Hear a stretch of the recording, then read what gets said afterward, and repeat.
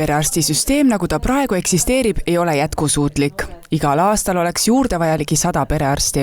Meditsiinivaldkonnas on tööjõupuudus, vastutus on üüratu ning ka töökoormus on suur. See on ikkagi päris piiripealne, sest kuigi võib-olla tõesti tundub ikka, et annad räägid inimesega, annad soovitused, aga paratamatult sa lähed inimese muresse sisse ja see on kurnav. Et tegelikult peab ikkagi jätma ja enda jaoks, et teha, saada mahalaadimist. See on võtnud aastaid aega, et paika saada, ütleme nii.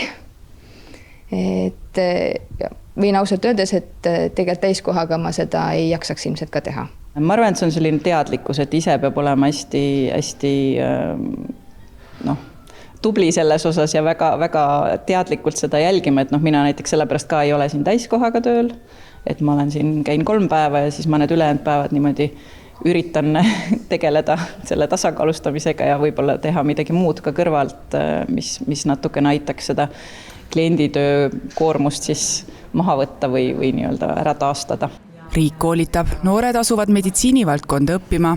Kahjuks on aga reaalsus selline, et peremeditsiini eriala lõpetanute arv ei kata vanuse tõttu perearstiametist lahkuvate töötajate asendamise vajadust. Lähiaastatel võib pensionile minna ligi 300 tohtrit.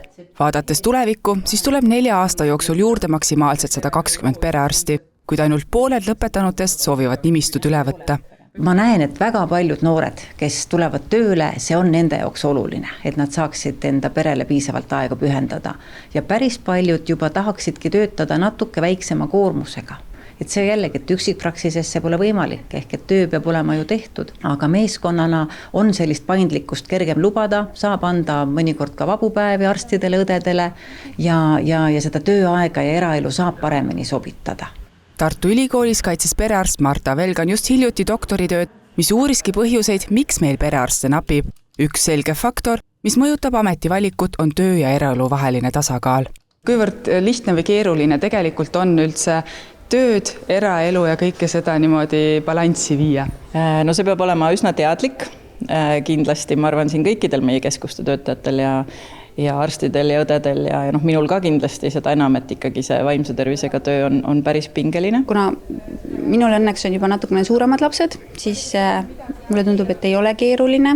Pereõe töö positiivne on ikkagi see, et sa ei pea öösel olema, sa ei pea nädalavahetusel olema. Jah, mõned päevad on tõesti kella 6-ni, aga seda saab ju korraldada. Miks ta natuke tahab sättimist ja kindlasti aastatega, kui on tulnud kogemust juurde, siis on juba lihtsam oskad ennast hoida, võib-olla ei võta neid töömuresid nii palju kaasa endaga ja võib-olla ei tule ka näpista enda ajast nii palju, et ikkagi jätad aega enda jaoks. Kuna peremeditsiinis me praegu töötame siiski tööpäevadel, tõsi, need tööpäevad venivad mõnikord väga pikaks, aga enamasti saavad arstid arvestada sellega, et nädalavahetused ja ööd on siiski vabad. Nagu nendib Triinu-Mari Ots, siis veel ei tule perearstidel tõesti nädalavahetusel või öösiti töötada.